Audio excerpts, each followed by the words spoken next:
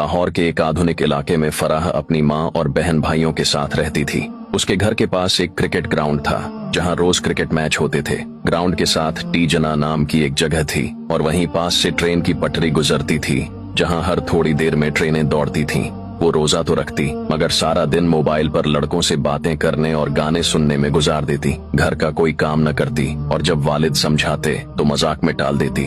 रोजा रखना ही बहुत बड़ा काम है, बाकी सब फजुल है। उसकी माँ भी ऐसी ही थी, दौलत को सबसे ज्यादा अहमियत देने वाली, शौहर और नेक बेटे को दबाने वाली और बेटियों को आजाद छोड़ने वाली। फराह की बहन भी उसी की तरह थी। इन दोनों को न रोजे की कदर थी न इबादत की, मगर जब घर वाले देखते तो फराह इबादत का झूठा ड्रामा करने लगती। तस्बीह हाथ में लेकर बैठ जाती ताकि सब यही समझें कि वो नेक है। फराह का बाप एक मेहनती मजदूर था जो सुबह काम पर चला जाता और रात को थका हारा घर लौटता, मगर जब वो आता तो बीवी उसके साथ नौकरों जैसा सलूक करती। वो खाने के लिए कहता तो वो तंजियां कहती, इतनी मेहनत करते हो फिर भी शिकायतें करते हो, खुद जाकर खा लो। जब वो अपनी मेहनत की कमाई घर लाता तो बीवी जबरदस्ती उसके हाथ से पैसे छीन लेती और पूछती, पूरे पैसे कहाँ हैं? एक एक रुपए का हिसाब दो। अगर शौहर कुछ पैसे अपनी जरूरतों के लिए रख लेता तो वो चीखने लगती, ये पैसे मेरे हैं, तुम्हें अपनी कमाई रखने का कोई हक नहीं। दो भाई, एक माँ का गुलाम, दूसरा बाप की तरह मेहनती फराह के दो भाई थे।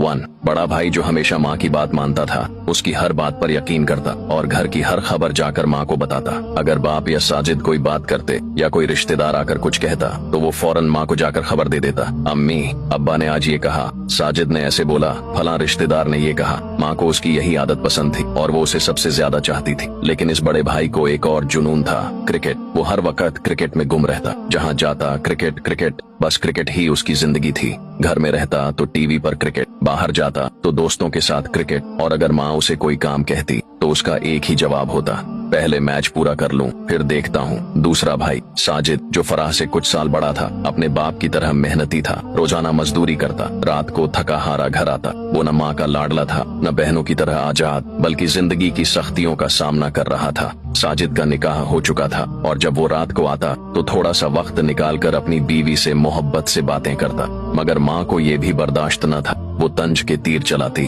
अब बीवी के बगैर 2 मिनट नहीं रह सकते। माँ के लिए वक्त नहीं बचा, बस बीवी ही सब कुछ बन गई। तू भी अपने बाप की तरह बीवी का गुलाम बन गया। रमजान की खूबसूरत रात, फराह पर अल्लाह का अजाब। एक रात जब सब लोग तरावीह पढ़ रहे थे, फराह और उसकी बहन मोबाइल में मग्न थीं। अचानक फराह का जिस्म कांपने लगा, आंखों के आगे अंधेरा छा गया और वो जमीन पर गिर पड़ी। बहन खौफजदा हो गई। वो फराह के करीब आई और उसकी बेहोशी में सवाल करने लगी, फराह तुम्हें क्या हो गया? ये सब क्यों हो रहा है? कहीं तुम्हें अल्लाह के अजाब ने तो नहीं पकड़ लिया? मगर फराह कुछ न बोल सकी, उसकी जबान बंद हो चुकी थी। फराह को फौरन अस्पताल ले जाया गया। डॉक्टर ने कहा इसका इलाज मुमकिन है मगर काफी पैसे लगेंगे। माँ के चेहरे का रंग बदल गया। वो जो सारी दौलत जमा करने में लगी रहती थी, आज जब बेटी की जिंदगी बचाने का वक्त आया तो वो कहने लगी, इतने पैसे मेरे पास नहीं है, मैं ये खर्च नहीं कर सकती। बड़ा भाई भी माँ की तरह ही था, वो भी खामोश खड़ा रहा। मगर साजिद आगे बढ़ा। उसने अपनी सारी जमा पूंजी निकाली और फराह के इलाज के लिए दे दी। अल्लाह ने रहम किया और इलाज के बाद फराह ठीक हो गई।